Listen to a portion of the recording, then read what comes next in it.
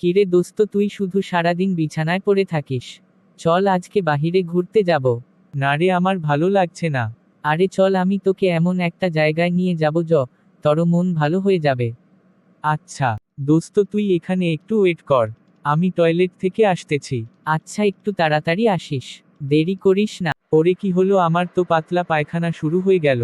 এখন কি করব? দোস্ত তুই বিশ্বাস কর, আমি তোর সাথে বাহিরে যেতাম, কিন্তু আমার পেটটা খারাপ হয়ে গেছে তো, তাই আমি আজকে বাহিরে যেতে পারছি না। দোস্ত তুই কি মজা করছিস? আরে না, সত্যি বলছি। দোস্ত তুই যা বলিস, কোন লাভ হবে না, তোকে যেতেই হবে। তুই সেলাইন খেয়ে নে। আচ্ছা দেখছি। দোস্ত বসো, নাস্তা কর। না, আমি নাস্তা করে এসেছি।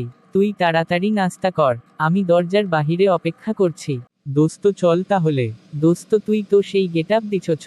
আরে না, চল এখন। দোস্ত গাড়ির তো কোনো খবরই নাই।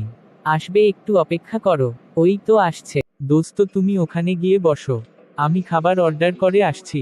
আচ্ছা, আমার জন্য একটা ব্ল্যাক কফি। ঠিক আছে। দোস্ত অনেক দিন পর তোর সাথে কফি খেতে এলাম। অনেক দিন পর। দোস্ত তোর চাকরি বাকরির কি খবর? চলছে কোনো রকম। চলো সামনের সপ্তাহে কক্সবাজার থেকে ঘুরে আসি, ভালো লাগবে।